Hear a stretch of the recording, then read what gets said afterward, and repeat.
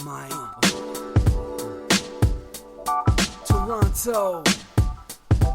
VK on the beat. Check. I'm in Toronto where you wanna get the city love. I'm from Toronto where you wanna get the city love. I'm in Toronto like we wanna get the city love. My city love me back for my city love. Welcome to episode 1294 of Toronto Mic'd, proudly brought to you by Great Lakes Brewery, a fiercely independent craft brewery who believes in supporting communities, good times, and brewing amazing beer. Order online for free local home delivery in the GTA. Palma Pasta. Enjoy the taste of fresh, homemade Italian pasta and entrees from Palma Pasta in Mississauga and Oakville. RecycleMyElectronics.ca. Committing to our planet's future means properly recycling our electronics of the past. Getting hip to the hip. An evening for the Downey Wenjack Fund on September 1st. The Moment Lab. Brand marketing and strategy, PR, advertising, and production. You need the Moment Lab. And Ridley Funeral Home. Pillars of the community since 1921. Today, making his Toronto Mic's debut, is poet, author, singer, songwriter. That's not four people. That describes my guest, Robert Priest. Welcome, Robert. Hey, thanks. Thanks for having me. Thanks for being here. Yeah. I ran down that list. You're a poet, and I didn't even know it. So much ground I want to cover with you, but here's like a little teaser as we sort of walk through your career, Robert. But Sure. You have written, okay, tell me if I need to update my my bio here. You've written 18 books of poetry. Is it still 18? Well, maybe, because there's 4 novels, so let's see, for 22. Yeah, I think it's 18. It might be 19, but some of them are just picture books, like with little made of one verse with pictures for little kids. So it sounds better than it is. Okay, well, I don't want to do the Russian dolls thing here. Like, I got 18 books of poetry. I have 4 children's novels. Yeah. 4 children's albums. Yeah. Do you know what I want to say? My mouth always, and I said the word album like several times in the last episode or two. I want to say album, like pablum. Pablum, right. Yeah, I know. Naturally, I want to say album, which is ridiculous. There's no L there. I know that. So I have to consciously, when I say the word album, I have to consciously like remove the second L that doesn't exist from album. If you say love of, then you could just migrate the L to the of, and it could be love. Okay, where have you been all my life, Robert? Please. Okay, but I'm not even done yet. Okay, 6 CDs of songs and poems. Like that's a wealth of work. Yeah. A great catalog there. But the 18 books of poetry, where do I begin with you? Maybe we begin in England, only because I noticed you're born in England, and recent guests, Simon Law, Vernon Reid, and Roger Christian, all born in England as well. Where were you born? In Walton-on-Thames in Surrey. It's 45 minutes from London, I say. Okay, well, I know where London is. Okay, I've been to I've been to the airport. I never got out of the airport, though. Well. I got to get out of the airport, right? I got to get back there. Yeah, I think so. When were you last over there? I think it was maybe 8 years ago. I did a little tour there. But you have no accent. I'm listening now. Now, Vernon Reid, he was very young when he moved to the United States. But Simon Law, Roger Christian, born and raised in England, they have accents. When did you move to Canada? I moved here when I was 4. So that'll do it. Yeah, that'll do it. Now, the Canadians just wiped that accent out. And they said, "Let's get rid of that." So, what brought your family to Canada? Well, if I've been flippant, I could say the Ascania, which was the name of the ship we came on. Do it. Be flippant. Yeah, it was a great big, I remember it fairly clearly, a great big ocean-going ship. But I would say it would be the opportunity after the war in England. We were still on food rationing in the late 40s, early 50s, and jobs, etc. So my grandmother was here and grandfather, so that's what prompted it all. Okay, now only curious because 2 days ago, Paul Langlois from the Tragically Hip was here, and he brought his guitar. He played live. It was great. You brought your guitar, so later we're going to get another live performance down here, which is amazing. But do you have any Tragically Hip connection over your many decades? Well, he lived. I used to live in the Bain Co-op, and there's a park on the end, the Withrow Park, and he lived across there. So I would see him, and nod and the odd exchange, but nothing other than that, really. Okay. You never know who's got a hip connection. Yeah. So you got to ask the question, For right? sure. Okay. Well, here's a gentleman I know you have a connection to. Blair Packham. What are your feelings about Blair? This is the big hot seat question. How do you feel about Blair Packham? How do I feel? I've known Blair since he was probably in his early 20s. I think I was a big fan of the Jitters. I still am. So I used to go and see them live and marvel at, it was a great band for just, for partying, but at the songwriting. So my first deeper impression of him at that time was, wow, this guy's good. He's got a sense of melody. He's got a sense of lyric. He can sing. And I was more friends at that time with Danny Levy, the rhythm guitar player. But, over the past four decades or so, I've gotten to know Blair, and I consider him a friend and still a very talented guy and, a good human being, I guess. Yes, he's a sweetheart. He is. So he texted me one day and said, have you had Robert Priest on your program yet? And I replied, not yet. And he said, I should rectify that immediately. And here you are. So that's all because of Blair. Yeah, that's great. Yeah, he referred to me once as the criminally underrated Robert Priest. So if he wasn't already in my good books. Well, hey, we're going to do our best to rectify that today. Because, a number of people always ask, who's up next, right? And you say a name you say Paul Langlois. And then everybody's like, oh, Paul Langlois, I love the Tragically Hip or whatever. And with Robert Priest, it's like, if you're an insider, those who know. Mm-hmm. But if you're around the periphery or outside, that might be a new name to you. So I really, I'm going to treat this episode as Robert Priest 101, essentially. All right. We're gonna educate. Okay. So I asked Blair if he had any questions for you because he suggested you come on, and he just wanted to get you talking about your first album. See, I consciously removed that second L, but your first album is called the Robert Priest EP. Yes. This came out, I believe, in 1980. Mm-hmm. The Jitters play on this album. That's right. Yeah, it was fantastic. You sound like you forgot. Did you forget the Jitters play on? Just for this little moment, as we're reviewing stuff. But no, that was quite a thing. Again, through my friendship with Danny and I, the songs that were on it, there was one song, "Little Gun," which was related to the John Lennon assassination. And, Danny was quite encouraging to me, and he managed to pull that off, that we got the whole Jitters in the studio, and we did all 4 songs right off the floor. Not me, I did a ghost vocal, but so I just, rock. I like to rock, and you wouldn't have got a better rock foundation than those guys. Yeah, they're fantastic. Yeah. And he also points out, produced by Keith Elshaw. Right. Keith was a DJ at the time on Q107, and my earlier band, the Deaf Aids, had entered a song into the Homegrown contest called "A Long Way to My Knees," and somehow we got on that album. It was the first thing I ever recorded, and I sort of finished it, dropped it off at Q107, and I got home and they were playing it, I swear. Wow. So I said, whoa, I'm off to a good The good old start. days. Yeah. And so Keith was... Try doing that today. I know.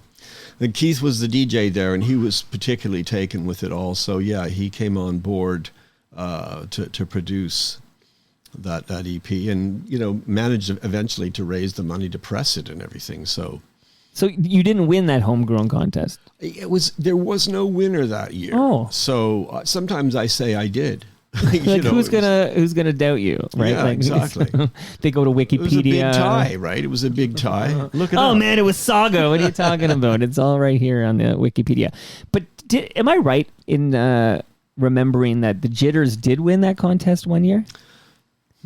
I guess Blair will text me when he hears this to let me know. But I have memories of last of the Red Hot Fools, maybe like winning or at least was a final contender. Maybe. I don't specifically remember that, although that would have been in the later 80s, I guess, if it did happen. Yeah, like maybe mid 80s or something. Yeah, so Q107 had slipped off my radar by that point. Right, so I was just like every day I go to see, who was on Toronto Mike on this day in history, essentially. And I saw that in 2018, on this day, John Donaby dropped by. And I just was tweeting about it, and then I thought, I'll tweet all the stations because he's been around, and we were talking about his stops at various Toronto stations, and I thought I'll just stick the call letters in this tweet. I almost ran out of characters. Q's on that list. He's an OG from Q107. I think Dave Charles brought him on like for day one or something. But Q, yeah, the mighty Q. I think born in like 77. I want to say maybe around the same time as the Toronto Blue Jays, but makes sense. Yeah. Yeah, we going back, if you wanted to hear, rock and roll, Chum FM was playing rock at that time, but you basically had your two options, unless CFNY had like an alternative rock going on, right? But you had your Q and you had your Chum FM, and then CFNY. Yep, that was the case. I was Gary Slate at the time. Right. I hardly knew how important he was, but there you go. There you go. Shout out to Gary Slate. I hear he's got a few bucks lying around. I heard that. We got to tap into that. Okay. So I hear that I left my dehumidifier on, which is a big mistake. So what I'm going to do, if you don't mind, I'm going to play a song. Yeah. So I can run over and turn this thing off, and then I want to ask you about this song. This is not a song that you're singing on, but it's a song people will know, and I know there's got to be a story behind this. Sure. So let's listen to Alannah Myles. Mm-hmm.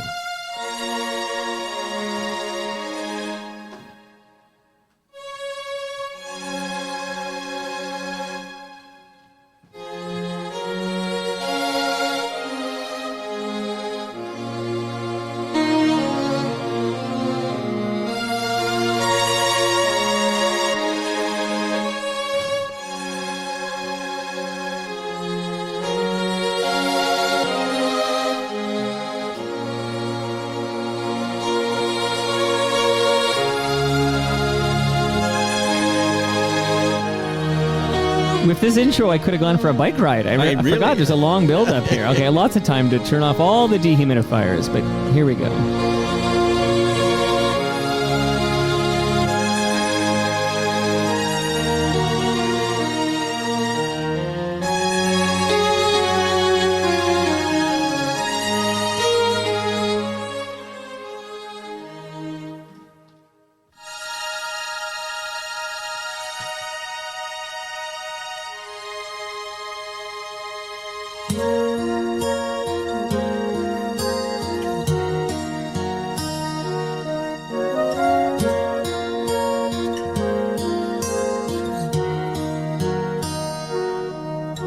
Song instead of a kiss. Baby, this is a song instead of a kiss. For all of you who ache, who long for nights like this. A song instead of a touch. Darling, this is a song instead of a touch. To all of you who wait so long, need so much.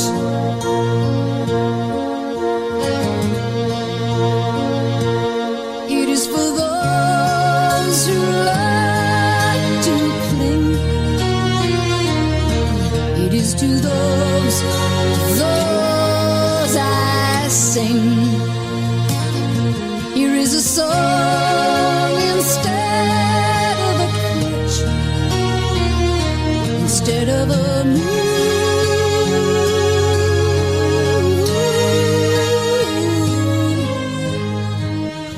instead of a soothing touch in the afternoon. I don't even want to talk over this. Very beautiful. Now, what is your relation, Robert Priest, to this Alannah Myles hit song Instead of a Kiss? Well, I wrote the lyric. I basically, I was friends with, and still am, with a songwriter, a singer named Nancy Simmons. And she was doing me the favor of singing backup in my band, the Great Big Face Band, in the early 80s. And she was good friends with Alannah. So one day I met Alannah Myles, and we formed a friendship. And but I wasn't writing with Alannah at the time. I was writing with Nancy, and later I mailed that lyric to Nancy, who was living in California, and I forgot about it. You know, it was like one of many lyrics. And one day I get, and so, you know, I had formed this friendship with Alannah. I kind of knew she's a wacky, humorous person at times. And one day I get this call from somebody. It sounded like somebody, you know, who'd smoked 10 packs of cigarettes calling from Newfoundland. She strung me along for quite a while.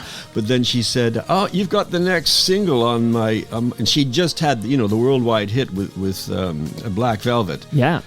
So yeah, she'd put it to music. She, you know, it was during the she'd been in love with and in a relationship with Robert Plant, and that had ended, and she was heartbroken.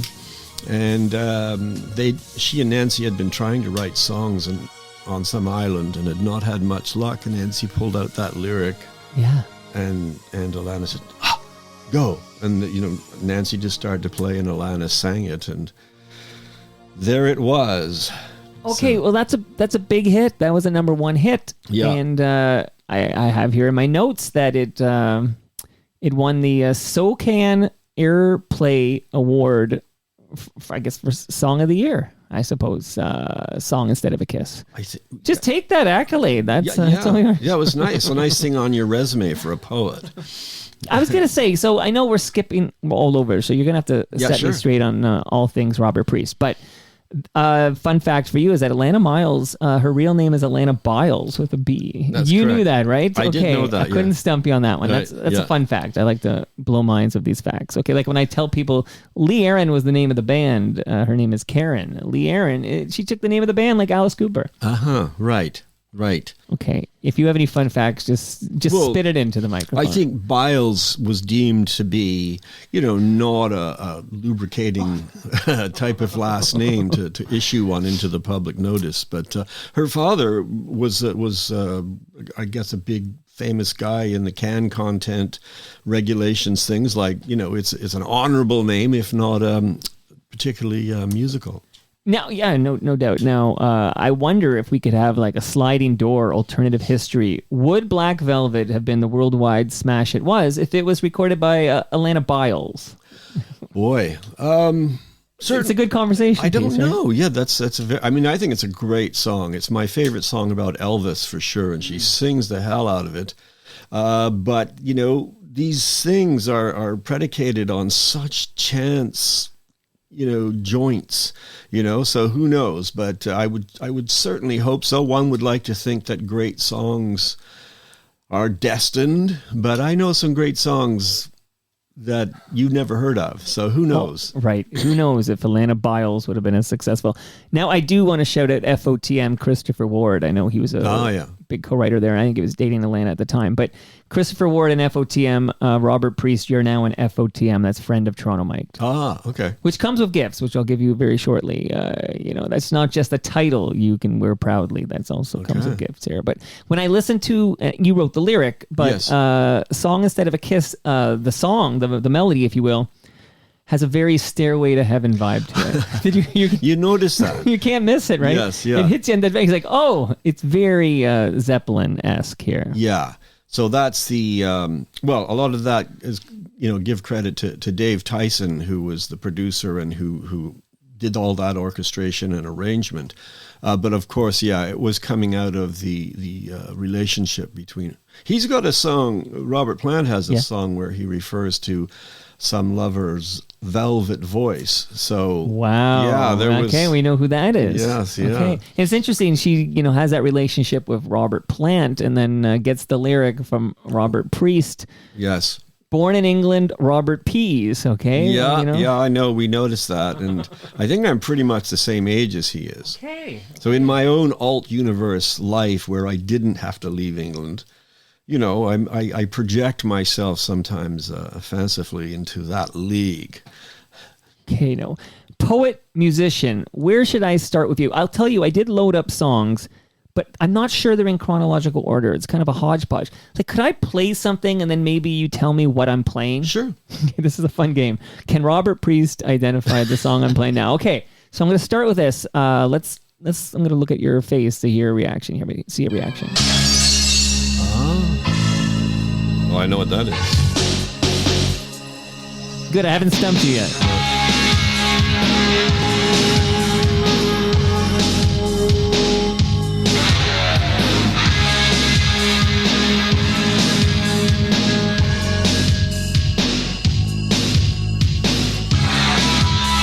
Another big intro. We should be hitting the post on these things, Yeah. Robert. Well, Daddy came home late last night. He was drunk again. He kicked at the door. He turned on all the lights. Yeah, he was drunk again. And he thinks it's a comedy, but he makes my life misery. First he hits the bottle, then he comes for me. Just look at this house on this quiet little street. It seems so strange, but if you looked inside, it would make you cry for all the pain that's been. And I'm feeling so ashamed. I feel like I'm to blame. Trying to make it better, it just stays the same. Oh, I wanna tell someone. I don't know if I can tell someone who would understand. Tell someone. Don't know what to say. I don't know who to tell to. Who would turn away? Mama stayed home. Okay, not to be confused with FOTM Sass Jordan's Tell Somebody. This is Tell Someone. Tell us what we're listening to. Well, that actually was commissioned to write that song. It was an organization that was trying to outreach to basically kids who are in the situation that you hear there, where I guess there's somebody with an alcohol or drug problem who's wrecking everybody else's life. And they commissioned me to write it. So that's not my particular story, by the way.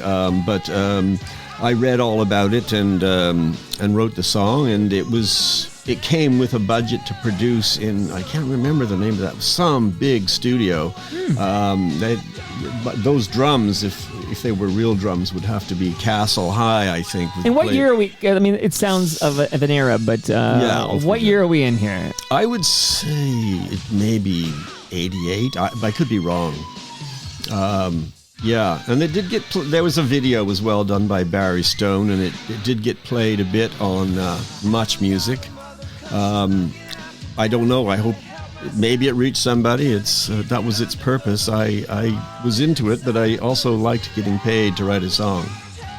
Getting paid. It's funny. I'm coming off. So last night I went to High Park, watched my daughter play soccer, and then rushed home to chat up a stand-up comic named Simon Rakoff. And Simon basically has a legitimate beef with Just for Laughs, and he sees independent comics in this country getting squeezed by this for-profit, almost, I won't say monopoly, but they control a lot of parts of the Canadian comedy scene. And we chatted for like an hour about his beef with, so I called the episode Simon Rakoff versus Just for Laughs, but he was painting a picture of how incredibly difficult it is for independent comics in this country to make a living. And we went, he was very well spoken, he was very eloquent, but What's it like? What's it like to be a poet in this country? What's better to be the poet if you were to judge somebody by their bank account, which you should never ever do? But what's better to be a poet or a stand-up comic? I would, of course, rather be a poet, but I'm a big admirer of stand-up, and particularly the terrain that it's pitched for itself. Idealistically, poetry has the same kind of possible variation and reach and filth and splendor and beauty as stand-up comedy does, but in the power centers of that, whatever that means, they don't take much advantage of that. So I always look to comedy so that's what why don't we have, I do, of course, but why don't we in general, why aren't we into the dark and the dirt and the filth as well as the ordinary and the static? But yeah, I would think at least with being a stand-up comedy, a comic, there is an avenue to making a good wage. You got to work your ass off and be as callous as hell, I think, just to bear the lifestyle. But if you were just looking at the finances of it, you probably have a better chance at an income over many years being a stand-up comic. Are there government grants available to artists such as yourself? Yeah, there definitely are. Although Mr. Ford just cut the Ontario Arts Council by a third. But there are grants. And so I've had the good fortune of setting out at the age of 19 or 20 to be a poet. And through, partly through receiving grants, initially just small grants, but to do this all my life, and including the songwriting. In fact, I think it was a poetry grant that funded my first EP. So you could get the jitters on there. Yes, exactly. Not that I paid them, but that was the studio costs and all. So right. There is one huge prize whose name I won't mention in poetry that is now $135,000 for one poet somewhere in the world. So, I don't know if you average that out over the, million other poets, it's not huge, but you can get grants that help your income. You can't rely on it. And, Okay, I appreciate you shedding a light on this stuff. I only now realizing how little I know about the inner workings of all this. It's fascinating to me. Now, it's also fascinating, as you said, you were like 18 when you became 19. Like, yeah. Where did that come from? Like, maybe give me the origin story of Robert Priest, the literary poet. Sure. Well, from the age of 8, I knew I would be a writer. And I hope it's not terribly egotistical to say, but I thought, I'm somebody, I'm special, wait and see. So, I know that story is common to many people, some who go on to be somebody and some who perhaps don't. But so that was my set destiny from that early age. And I wrote, somewhat as a student and into high school. But come university time, I was really good at math. And so my plan was I'd go to Waterloo, get a math degree, go into law, become a lawyer, get into politics, become Prime Minister of Canada. And then after that, I would write.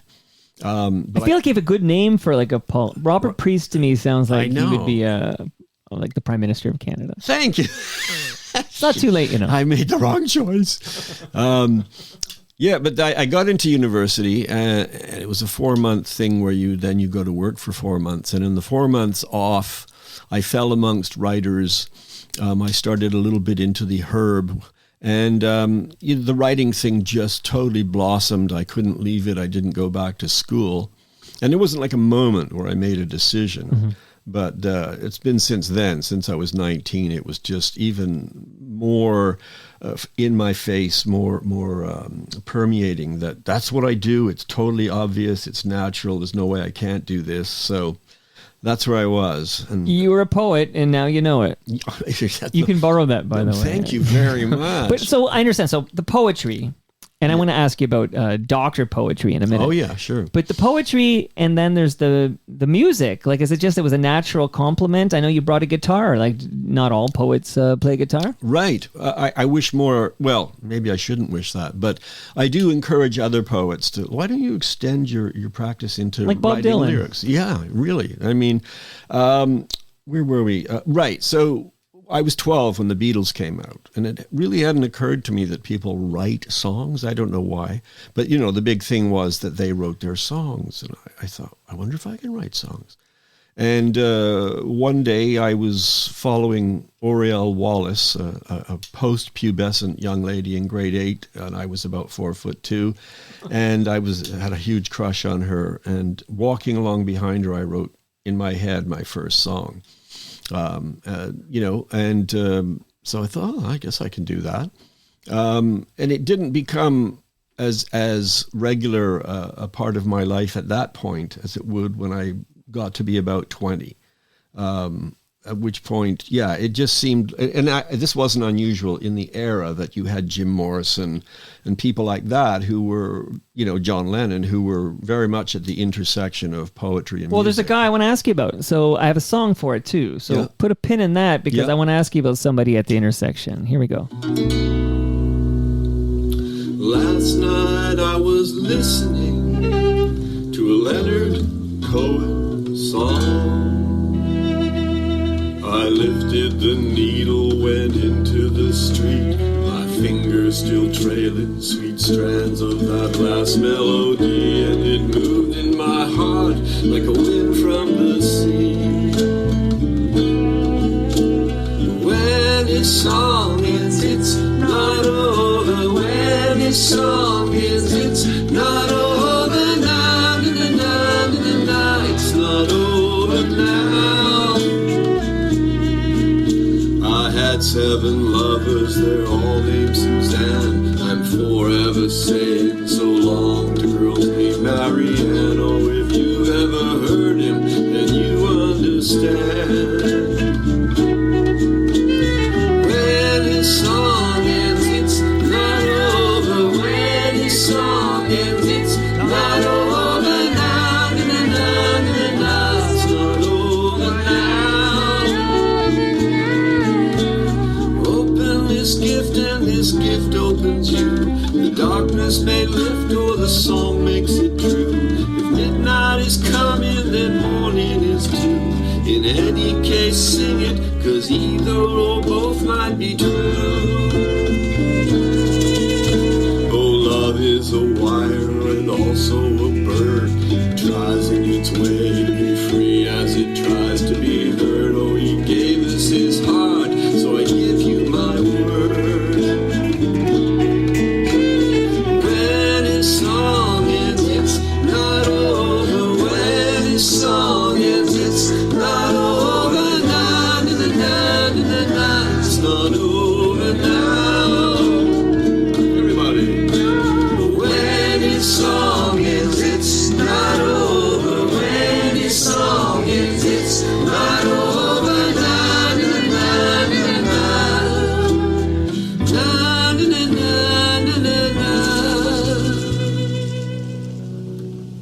It's not over now.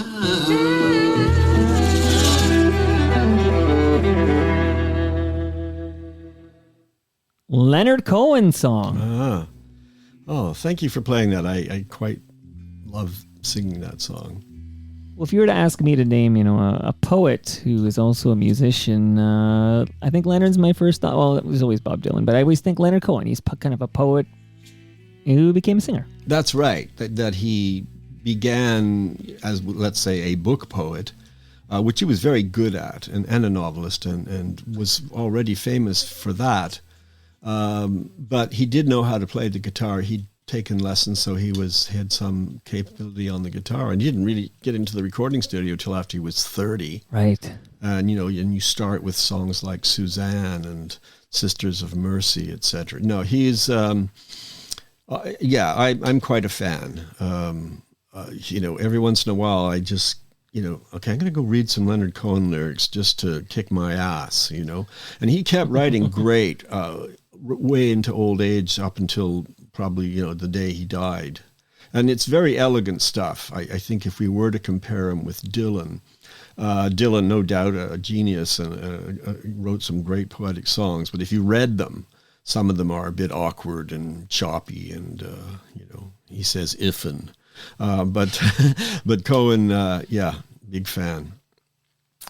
And who's with you on that song? Well, that's me in my living room into my cell phone singing with guitar and video, and then passing it around to a bunch of people. So to Bob Cohen and his partner Charmaine Lewis.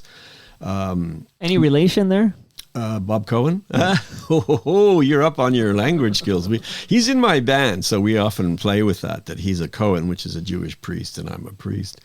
Let's see who else is on it. Well, the guy who co-wrote it, who writes lots of my melodies, Alan Booth is on it. My wife Marcia is on it.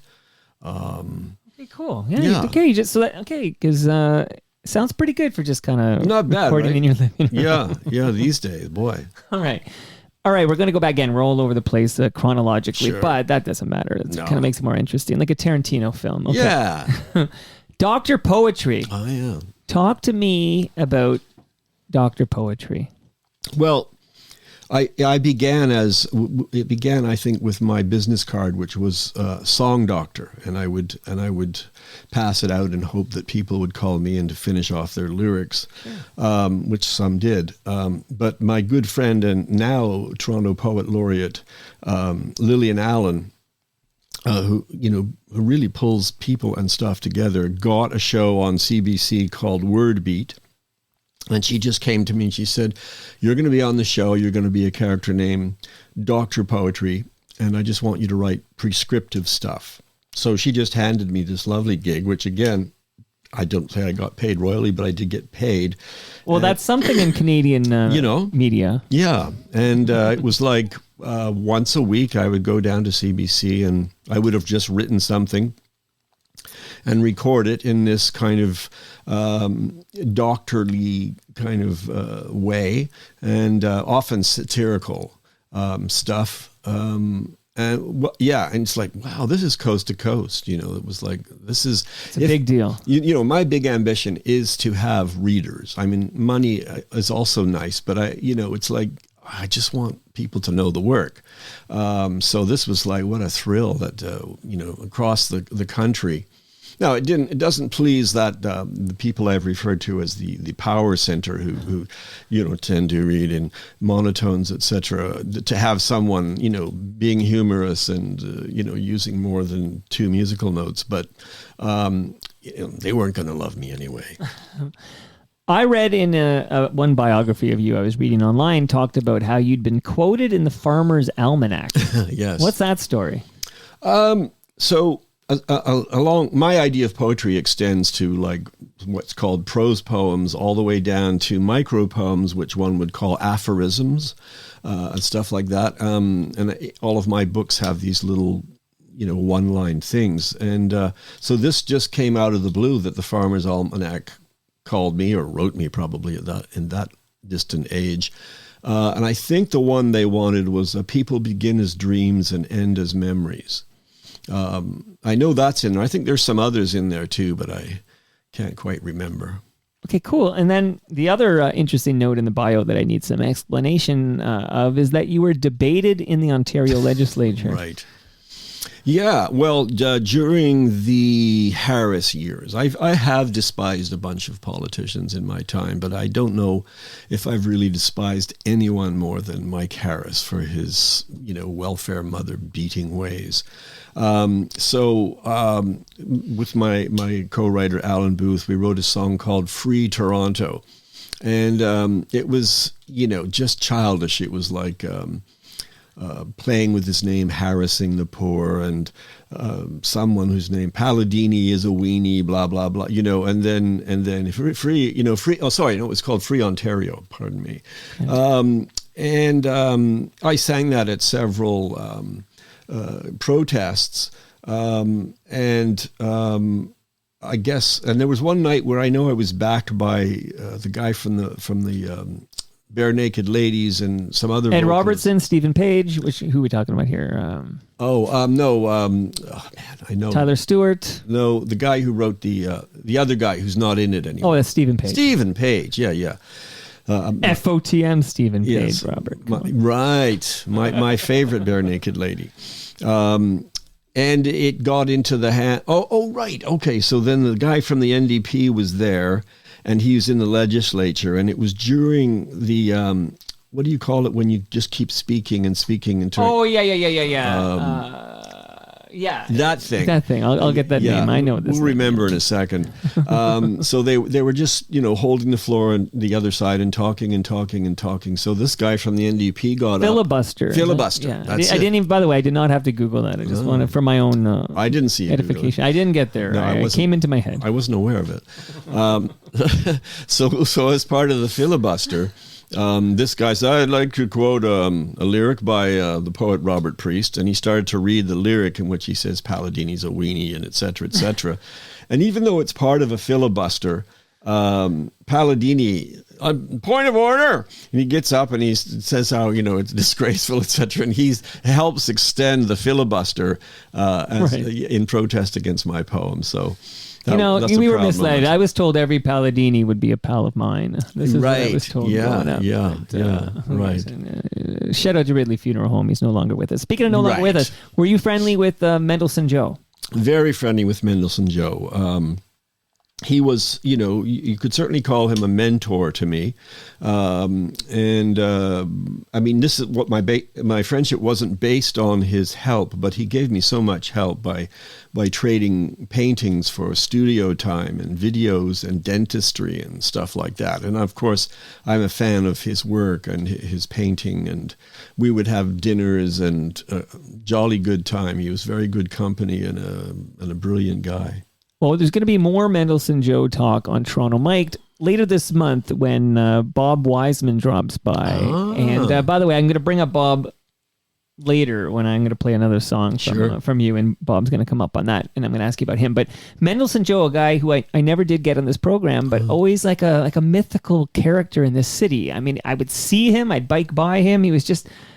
you'd see him on, I guess, was it Much Music? You'd see him on Much Music, and it was like, oh, Mendelssohn Joe. It was like, oh, this, and suddenly, as my memory is that he was no longer around, and I didn't hear much about Mendelssohn Joe for a long time, and now we've lost Mendelssohn Joe. Yeah. Well, when you weren't seeing him around, that's because he moved up to Emsdale, and basically became a hermit in the wilds there, kept up his painting and his songwriting, having a good time until he didn't. Yeah, so many talented people about that you don't just don't have the level of fame as like a Bare Naked Lady, for example. Right. When you said Mike Harris, you're talking Mike Harris. I was thinking of the Real Static song. It's a bad time to be poor. Right. Shout out to FOTM Dave Yes. Bedini. Okay. But another guy in that vein who came over recently, also a friend of Blair. I feel like Blair is friendly of all these cool cats. But Kurt Swinghammer. Any interactions with Kurt Swinghammer? Yeah, more recently than previously, but he did design the cover of, I guess it was a tape called Rottweiler Pacifist that was put out by the Music Gallery, which was, again, poems and music recorded in the same kind of issue. And of course, I love his painting. Wow, he's doing some paintings now that I think are really sensational. I hope he's getting attention for them, and the music. So yeah, another super talented guy, right? He's much like yourself, a poet. I'm going to play a couple more things, and you brought a guitar, so I'm going to make you sing for your supper. Yeah. But speaking of Kurt Swinghammer, I looked over to my right. I see the Shuffle Demons disc that Richard Underhill brought over just a couple of weeks ago, and it was Kurt Swinghammer who designed like the Shuffle Demons like suits from the Spadina bus days. Like, it's just everything kind of connects. Wow. It's just fascinating. Okay, so I'm going to play this, but just before I play it, I want to let you know, Robert, that I have a lasagna for you, courtesy of Palma Pasta. And I urge everyone listening to go to palmapasta.com. 4 locations, 3 are in Mississauga, 1's in Oakville. and home of at least one TMLX event every year. So we love Palma Pasta on the show. So there's a lasagna for you, Robert. Wonderful. Shout out to Great Lakes Brewery who sent over some fresh craft beer for you. So Great Lakes beer also for you, Robert. But I want to just say that they're going to host. So Great Lakes Brewery, they have a location in Southern Etobicoke. They're going to host TMLX 13, which is the 13th Toronto Mike Listener Experience. And that's going to be held the last day of August. So I believe that's August 31st from 6 to 9 p.m. at GLB. They're going to buy you your first drink, and Palma Pasta is going to feed us. Nice. So, Robert, you're invited to that, of course. I hope to get Blair out for that. He's been to some TMLX events, but that'll be wild. So that's the last day of August, and then I want everybody to know about a event. This is not a Toronto Mic'd event, but I'm going to be there. But there's a big event called Getting Hip to the Hip. We mentioned the Tragically Hip earlier. This is going to take place September 1st at the Rec Room downtown, and it is an evening for the Downey Wenjack Fund, and you can go to gettinghiptothehip.com to get more details. There's a hip cover band and a live recording, and there's a lot of cool stuff happening that night, and you can use the promo code FOTM10 and you save 10%. So FOTM10 at gettinghiptothehip.com.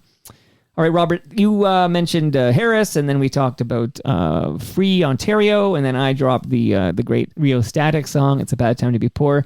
Let me just play this and tell me what this is. We can put a man on the moon, but we can't stop the war on the poor. If wishes were horses, beggars would stop the war on the poor. Don't pick your nose or your eyes, we'll stop the war on the poor. Spare the rod and stop the war on the poor. Forgive and stop the war on the poor. Takes a lot to laugh, but it takes a train to stop the war on the poor. You know I like this new stainless steel razor blade so much, I had to go out and stop the war on the poor. Now, of course, we're listening in headphones, and now I realize it's only coming in the right channel. Right. And if I had noticed that earlier, I would have fixed it. And then, but regardless, what is that? Well, that's from a series of videos that I did with the same guy I write songs with, Alan Booth, which we called time release videos. And that was me in some park and him filming me. And I mean, the basis of that construction is when you go to protests and they do that 1, 2, 3, 4, wake up, it drives me crazy. It just seems so, brain dead. So I was always looking at, could we have more playful ways of inserting our protests? So I just, as you can tell, took already existing, song titles and statements and truncated them and added which I call a meme splice, where you take basically a meme and like a gene splice and you inject new material into it. So that was one of those videos. How do you decide if you're going to be an adult poet or a children's poet? And where does that split come from? Where does all the children's poetry and books come from? Well, certainly as a child, it was children's novels that really tweaked me, and I my big ambition, among others, was to write for children. So that was always there as a main part of my ambition. But it really kicked in when I got with my present partner, Marcia Kersner, and she had still has, but he's much older now, a son who was 6, and I just started. He was into Star Wars, and I would, can I write you a poem, and trying to impress him. And so it was really just a very integral part of my everyday life to write. Well, and what's different, of course, most of it at that time, and still is, would be structured rhyming poetry, and which is a good friend of the song lyric form. So, right. And then when we had our own children, and they were much younger, and I got introduced to picture books and those kind of, sweet little things for little kids, and it was like, wow, this is art. I see this as art, and so can I do this? And that began another stream of my creativity there. And I've, it's remained part of my practice, partly, I guess, from my own children, but also I began to go into schools and do poetry with students of various ages. So, it's, I guess, to answer your question, it becomes a decision. Or there might be a moment of just, wow, here's an inspiration, got to go with it. But these days, as far, just in the whole practice, songs, poems, it does become more of a determination. Today I will, get back into my room and write. And, I'm on a project, I'm going to write that project, but I might diverge and write something else. And you got to sing on the show that practically raised me. You got to sing on Sesame Street? Yes, I did. Okay, I need that story. Well, there was a division of Sesame Street, excuse me, called Sesame Park, which functioned out of the CBC. And I guess I just went in there and pitched myself. And so they got me to do some videos. Initially, they wanted me to write about racism. And I said, I don't think just blaring at children, don't be racist, is going to be any good. Just show children playing together, But anyways, I did something about home, something about safety. Wrote with, I think pretty much with my friend Alan Booth again. And then they paid and we did videos and they were popular. So they got migrated to Sesame Street in the States. And just to answer the question that many little children do ask me is, no, I did not meet Big Bird. Right. But that was really a thrill. And in fact, there was one of them where I played with my now 39-year-old son in his second year in a park. And so it's really, wow. It's very sweet in my memory. Here's some high praise from literature critic Michelle Landsberg, okay? Oh, yeah. His poetry for children is almost miraculous. It is almost pure celebration. It's high praise. Yes. Oh, yeah. No. And it's not like, I grew up with her or anything. She's the doyenne of music, of children's writing in Canada, the wife of Stephen Lewis. That thrills me. That was, and in fact, there had been a book, Day Songs, Night Songs, which was a picture book for little kids, and that was the book she was referring to. And I had bought, they were going to sell it to me cheap or, have it remaindered. And I bought 1,300 copies of it, and they remained on my stairs for about 10 years. And then she discovered that book and wrote that review. And suddenly the publisher calls me and says, do you have any of those left? And I got rid of all of them for the same price. I should have upped the price, but the same price I bought them for. And they all sold. 1,300 books gone on the whim of her word. That's powerful. Oh, it was lovely, but I wish I had some now. I have one more gift for you here. See here. This is a flashlight courtesy of Ridley Funeral Home. You're a bright guy, and now you'll be even brighter with that flashlight there. So it was worth the trek here. Yes, thank you. To South Etobicoke. And I will take this opportunity to say that if anyone listening has old electronics, old devices, old tech, and they want to get rid of it because it's obsolete or broken or whatever, don't throw that in the garbage, because then those dangerous chemicals end up in the landfill. Here's what you do. This is a hot tip for you. Go to recyclemyelectronics.ca. It'll ask, where are you? And then it'll tell you a place very close to you where you can drop off this electronics to be safely recycled. All the locations there have been accredited by the EPRA, so go to recyclemyelectronics.ca. Hey, Robert, you dropped the name, is your partner's name, right? Kersner? Yes. Any relation to Ed the Sock?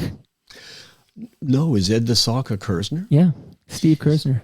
Oh, man, I could have milked that. Who knew? Well, maybe she's been hiding this fact. You got to find out. Really? Do you know Steve Kersner, who is Ed the Sock? Really? Yeah. Wow. I have another FOTM. Yeah, Ed the Sock. He's trying to be a poet out there, I think. He's been outspoken lately. So. Well, he was great at what he did. I mean, and I think insult is also at the heart of poetry and ought to be practiced more. Okay, well then now you just told me I'm a poet too. I can insult with the best of them. Okay, so I did that quote from Michelle Landsberg about your children. Yes. So to be fair, I'm just going to read something from the Oxford Companion to Canadian Literature. Okay? Sure. This is about your adult work here. Okay. Adult work sounds like it's pornography or something. Right. It's like, when you dabble in the adult stuff. Okay. Poetry full of flashes of insight. Imaginative in a strange way, he takes inordinate chances with logic, countering absurdity with absurdity, and expanding our sense of human emotional possibilities. Get that tattooed on your on your back or something. I don't know. On the largest part of my body, which we won't talk about. Okay. Yeah, whatever organ you choose. Yes. It's your business there. Okay. That's between you and your wife there. Okay. So, okay, you can respond to that. I mean, I don't know if that embarrasses you to hear, but you're getting legitimate praise. So for those listeners who are like, I don't know any poets, I know Robert Frost got to a fork in the road and he had to choose a way to go, right? Like there are some people like that's the extent of their knowledge. It's just fascinating that you walk amongst us. FM Magazine calls you a rare hybrid, a poet who can as easily compose hummable melodies as sing them with power. Like you're just here. You're here in my basement right now. I know. I'm impressed. I think I feel. Yeah. Does it embarrass me? Not at all. I love that quote, and it was really, I was in my mid-20s at the time, and there is in the Oxford Companion to Canadian Literature. So, for my parents who had really not been all that pleased that I didn't become Prime Minister of Canada, at least I could show them that. And my mother, I should mention, in this whole thing was a writer and a stand-up comedian herself. So I came by all this stuff, honestly. No, it doesn't embarrass me. It helps my my desire to reach more people, and it looks good on a resume and probably helps get you the odd grant, and those books stick around. And if you live long enough, people will realize, much like Blair Packham said, that you're underappreciated and it's this unsung hero. And then people, just before you die, shout out to Ridley Funeral Home, people will start to celebrate your life. Well, I hope it's a little bit before then, but you know what? It's like I've been lucky. I've got to do what I want to do, and so I rarely feel, not appreciated. I feel like. I just wish I had more readers, but and maybe that will happen over time. I sure hope so. But you're competing with like trashy reality television streaming on demand, right? And I don't know if you noticed. Maybe this is untrue, and I'm going to get in trouble. It feels like the society's just getting dumber. Like I think we're not going for poetry when there's Wives of Las Vegas. I don't even know the names of these reality shows, but they're very popular. Yeah, I've never watched any of that stuff, but. There is definitely, I would say, maybe a portion, probably a strong portion that is getting dumbed down. But then it's the information age, and so all those kids out there who were as curious as I was as a kid, they can find stuff, they can learn stuff. I was so hungry for knowledge. I wanted more of the Greek myths and stuff. So I think there's probably a strong thread that is getting smarter.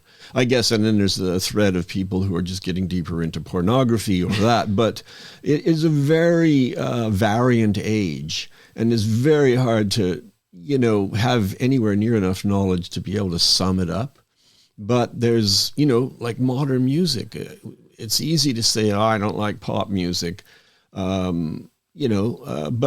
there's so much other stuff going on. And I'm not saying pop music is all bad either. So it's just a big age. You have access to like everything all of the time, all at once. And that does sound like the name of the Oscar-winning movie. I don't know. That's like Fluke. But shout out to Rusty for that Fluke. But we have so much, like, it's almost too much. Like there's almost a paradox of choice thing going on where it's like, I don't know who's curating this for me because I'm drowning. Right. No, who's curating. And it's an age when some of the great curators, though, have been knocked off their pedestals. Yeah. Right. And all these democratic other curators have come up with it. I can do this.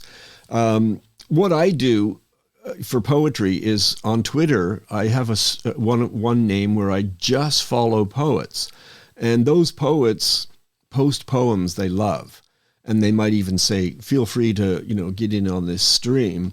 So I'm getting sort of a great daily anthology of poems I've never read that a credible poet, loved enough to scan and put up on the web. And I love that. I love that it's not coming from, some guy in, ivory tower, to use a cliche. Sure. And I think that's a process that applies to other arts and scenes, that it's a bit kind of democratic going on, that we have to let the populace in on the curation. I mean, it's one thing where we talk about the demise of the trusted human curator, but it seems like the more common replacement for such people that we would listen to and trust is the algorithms. Oh God! Yes. Like the algorithms are feeding you through various channels we've all opted into. We've all accepted the terms and conditions. We've decided that's the trade we're willing to make or whatever. Like as a society, we all opted in all at once. Maybe Mendelsohn Joe never opted in, but many opted in. Okay? Right, so, right.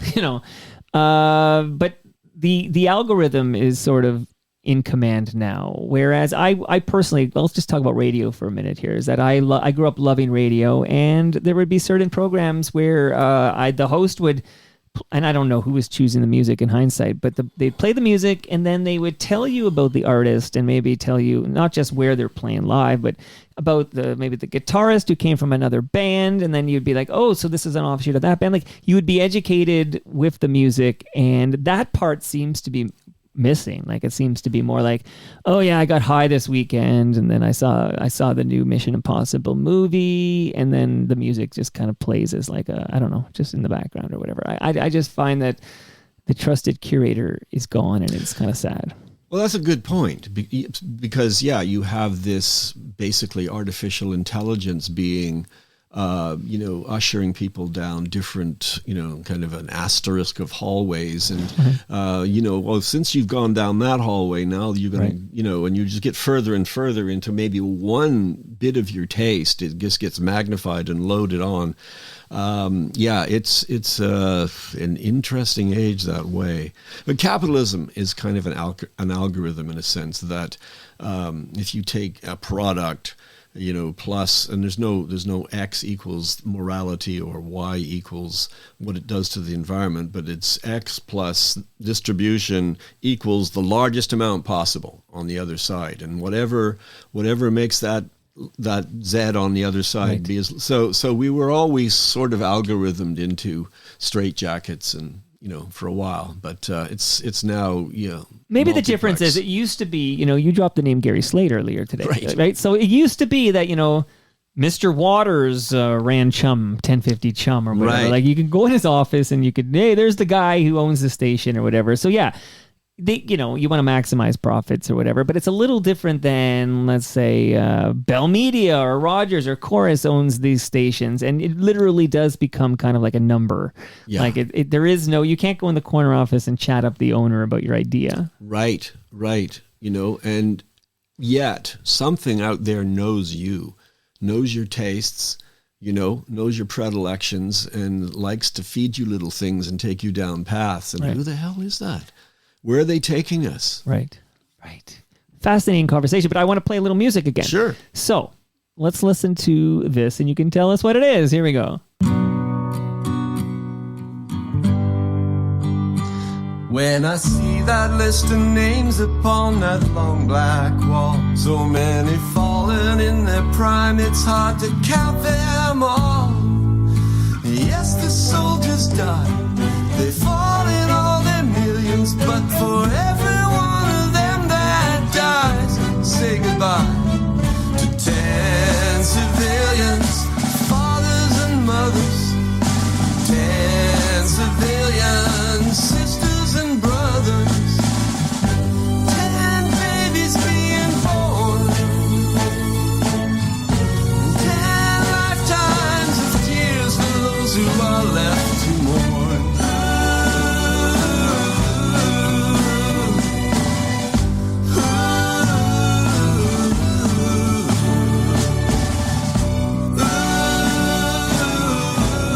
My apologies for fading it down, but I want to hear you tell me about 10 Civilians. Sure. Well, that, of course, is produced by Bob Wiseman from my album Love is Hard. And the origin of the song is from this startling fact of the modern era that in modern wars, for every military person that dies, 10 civilians die, which is a reverse of the same thing 100 years ago. 100 years ago, 10 soldiers would die for every civilian. So this shocked me when I heard it, and it's sort of like the most anti-war fact I've ever heard, and I just wanted to radiate it and get it out as much as possible into the populace, because it's going to take a lot of people really. Well, anyway, So with Alan Booth, I wrote this song, and there it is. And thank you for playing it, because it does get. I love the ideal of songs, and I don't think we should have to write protest songs, but I'm glad there's a portion of music that is open to inserting some protest.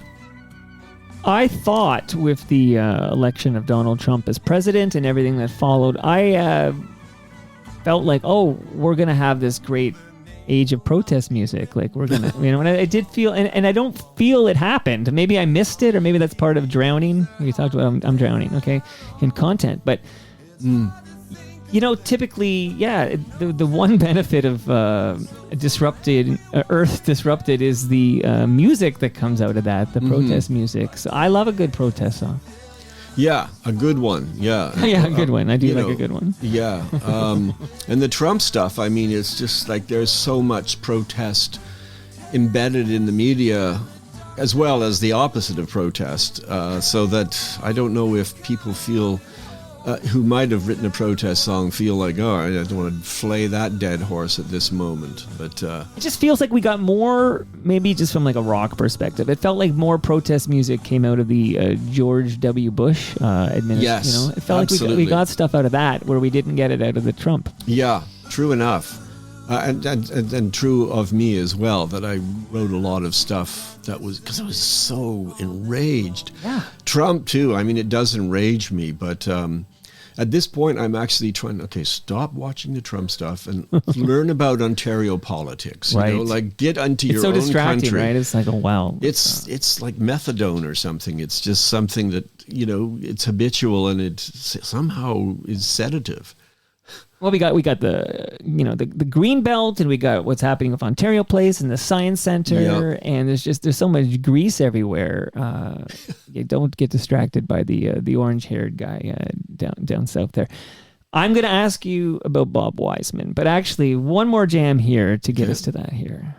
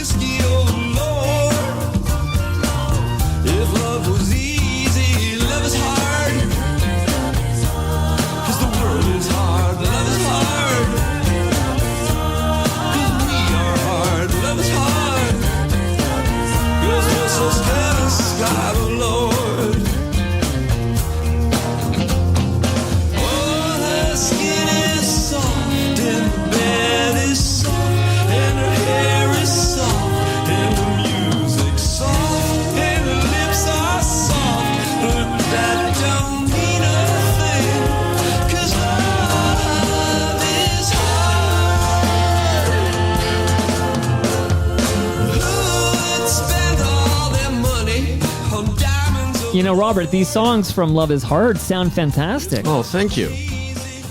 Bob Wiseman produced this. That's right, yeah. How did you make that happen? And tell me a bit about Bob, since he was actually supposed to be on the show last week, and then his daughter's birthday party conflicted, and he made the right choice there, and he blew me off, and he's coming at the end of the month here. But what's Bob like to work with? Well, I found him great to work with. You're not going to get any BS out of Bob. He's straight up. Let's see, I met Bob back in, he was a maybe just out of his teens, and he was going out with the daughter of a woman that I was going out with because I'm older than him. Okay. Yeah, so for a while he was. You're not that older than him. I'm probably 10 years anyway. Yeah. Okay. Okay, yeah. And she was slightly older than me. So, but and so he was that guy. He seemed like an amiable, straight up guy. And then, I heard him play piano and, got familiar with his amazing talents. And then he got into Blue Rodeo. And basically, let's fast forward to I'm playing at the Transac once a month. And Bob is resident genius there. And I start basically saying, Bob, you should produce an album for me, and it took a while to convince him that it was a worthwhile project. But I was actually hearing that song, The 10 Civilians. He thought, okay, I'm going to do it. So, I don't know how But wait, 10 Civilians sounds like a little Elvis Costello-esque. I don't know if you've heard that in there, but I like to hear things in other songs. Okay. Sorry, continue. I'm certainly a fan of Elvis Costello. And I think that was funded through an Ontario Arts Council grant to make an album. Is that possible? See, now I'm thinking of Simon Rakoff, who says, and this is a great question, why are there no grants for stand-up comics? That is ridiculous. Country? Right. Like, how do we fix this? Yeah. That's a federal thing, I guess. Well, hopefully not by taking any of the poets' money, Well, that's true. It's like, we're taking the money away from the poets, Robert, and we're giving it to the stand-up comics. And what is the difference between poetry and stand-up comedy? One is typically funnier than the other, I'll give you that, but it's still art. It's still art, and in fact there are poets that you could hear that would be just as likely to be at home in Yuck Yucks as they are in a poetry hall. Right. And then there are people like, I always thought George Carlin, he definitely intersected with poetry. Louis C.K., etc., people like that. When you go deep, which you have to do to get to those sort of intersecting places that produce the kind of imagery that you need to do your job, you intersect with poetry. It's inevitable. And poetry is so, wide, and as is comedy. So it's, they're bound to share the same platform. It's the same wordplay, right? Like it's, they're related. They're cousins, I suppose. But okay. Yeah. Yesterday, this is a fun fact for you, Robert, anyone listening. So I was on a bike ride. Where did I go yesterday? I think I was going to Ontario Place. So I went, it's called Love Park. It's beside the RBC water park on Queens Quay near Harbourfront there. So I was going there, right? Mm-hmm. And then I'm biking back, and I bike by Ian Blurton. So I just want to say, it's amazing to see. I mean, he's been over here, and I love this guy. But to see him in the wild, and we exchange hellos on our bicycles. So hello to FOTM Ian Blurton. Okay, that's nothing specific. I just wanted to throw that out there. Okay, into the universe. Robert Priest, you brought a guitar. I've yacked. We've heard far too much of me.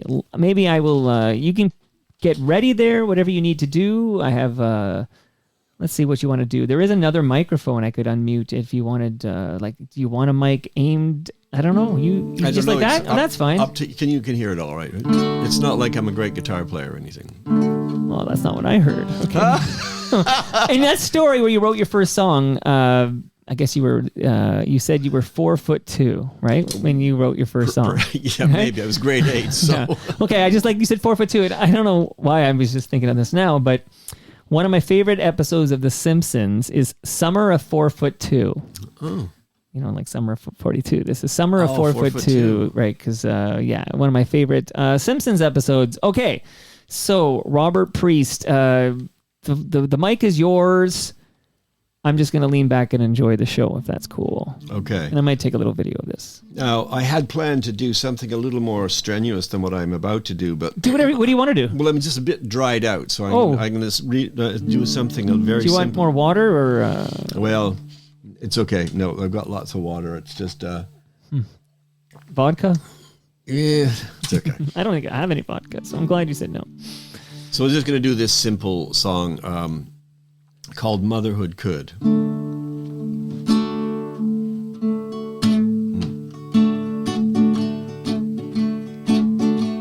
If anything could move a mountain, motherhood could. If anything could move a mountain, motherhood would. Motherhood does what motherhood does, 'cause motherhood does what it should. And it all works out for the common good, so don't mess with motherhood. If anything could move a mountain, motherhood could. If anything could move a mountain, motherhood would. Motherhood does what motherhood does, 'cause motherhood does what it should. And it all works out for the common good, so don't mess with motherhood. And all who scream for luxury and money, once they all scream just as loud for Mommy! Mommy! If anything could heal the planet, motherhood could. If anything could heal the planet, motherhood would. Motherhood does what motherhood does, 'cause motherhood does what it should. And it all works out for the common good, so don't mess with motherhood. Yes, it all works out for the common good, so don't mess with motherhood.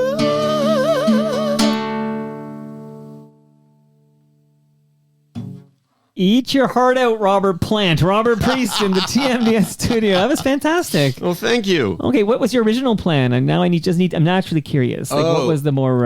What was the original plan? 'Cause that was fantastic. The other one, what I was going to do was is called Something Bigger. Okay, which is bigger than that. Okay. Yeah. Okay. Well, that was amazing. I'm so glad you did that. Now, what are you working on now? What's next? Well, and where should we all go to consume all of your wonderful poetry, etc.? Right. Now, to consume the poetry, my latest book is called If I Didn't Love the River. It's good people's poetry. It's getting great reviews. You can get it through Amazon, but you can also get it through my publisher, ecwpress.com, and they will deliver. And to get the Bob Wiseman produced record, Love is Hard, the streaming services are your best bet there. Where do you get the most compensation? Like, is it better if people went to CD Baby, for example, for Love is Hard, or like, do you have a preference? At this point, there is no hard copy. So, but you can download on CD Baby. I just wondered, because I just know that, for example, if you stream your songs on Spotify, you're never going to see any money. Like Right. the numbers required, it's just not going to happen. I think I did make $140. I apologize. from Spotify. Yeah. Okay, Okay. That doesn't sound right. Well, you know what? You and Drake, you guys have figured it out. That's so. it. The compensation, where you get the best compensation is writing a hit for Alannah Myles. And I think I made over $100,000 on that one. Not all at once either. What do you think Christopher Ward has made from his Black Velvet? Oh man, recording? it's got to be millions. I mean, it's still it's still played all the time, all around the world, and done by other artists. And there's Stephen Page, your favorite Bare Naked Lady, does have a co-writing credit on a U.S. Billboard #1 song. 1 week went to #1 on the U.S. Billboard Hot 100. Oh, that was when he With was Bare Naked Ladies. Right. Point I that should mention just while we're comparing. Yeah, anything here before I'm going to play a little Lowest of the Low to take us home, but say anything now. This is your opportunity, Robert Priest, who was a poet, an author, a singer, a songwriter, and now an FOTM. Anything you want to get off your chest, now's the time. Well, I write with Julian Taylor. I don't know if you know. FOTM Julian Taylor. Is that right? He's fantastic. Yeah. Yeah, he was in Staggered Crossing. That's right. And I know him well. I've written with him since then, since those days. But his latest, so I now call myself a two-hit wonder because Julian's song that they thought, it's called Seeds. They thought Seeds is a fantastic song. I love played it that on my song. show when Julian Taylor was here. Yeah, so I'm a co-writer on that. So I thank Julian for making me a two-hit wonder. There you go.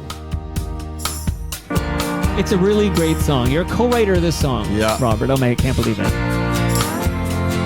Let's get a little taste of this. You're dropping bombs on your way out. There we go. For flower, you're flexible in all your power. You got all the sunlight in the air that you need. They tried to bury us, but they didn't know we were seeds. Now here you stand hour after hour, strong as an oak, tall as a tower. The storm keeps raging, but you never pay no heed. They tried to bury us, but they didn't know we were seeds. Somehow, everything eventually dreams. Someday, somehow, everyone eventually dreams. Someday, now see you shining strong and clear. Listen, Robert, I could blow smoke up your ass all day, but I'm telling you, I said this on the Julian Taylor episode when I played this song. This is a gorgeous song, Yeah. and you should be very proud. Yeah, I mean, not to be immodest, because he's got a majority of it. I think I wrote the words to the first couple of verses, but I'm very much pleased and gratified by that song. And I'm still writing with Julian. Yes, what I'm up to. I'm got there's a few more in the works with Julian for his next release, I hope. I'm at Lula Lounge. Does this play by tomorrow night? Yeah, I'm going to drop this 5 minutes after we take a photo together. So it's going to drop in. So I'm at Lula Lounge tomorrow, a Thursday night, doing a couple songs with other artists. My next book is written in the slot, ready to go with ECW Press. I've got an album of poetry and music produced by James B. called People Like You and Me. I'm writing short stories, writing songs, and living life a bit. You stood your ground and wouldn't change.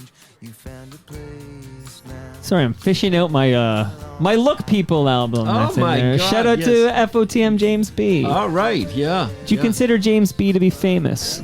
I don't have a good assessment of his reach, but I consider him to be a magical creature, that he draws these people around him who all seem to be a collective and mutually helping one another, and he's funny, and I'm helping him write a movie, by the way, I forgot that.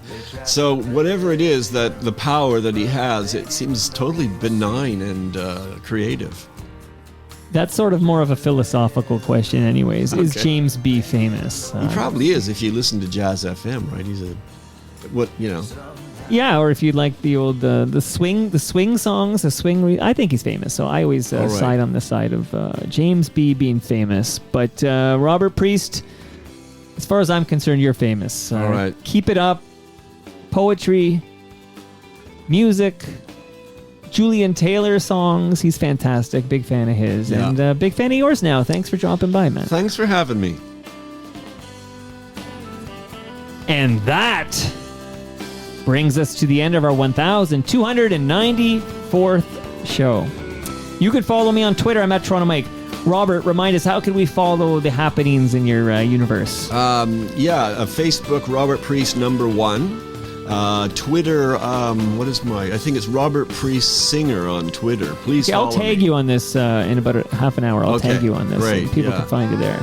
Okay, awesome. Our friends at Great Lakes Brewery, they're at Great Lakes Beer. Palma Pasta is at Palma Pasta. Getting Hip to the Hip is at Getting Hip Pod. Remember, the promo code over there is FOTM10. Use it and see me there. Recycle My Electronics are at EPRA_Canada. The Moment Lab are at The Moment Lab, and Ridley Funeral Home are at Ridley FH. See you all Friday when my special guest returning to kick out the jams is Jay Douglas. And your smile is fine, and it's just like mine.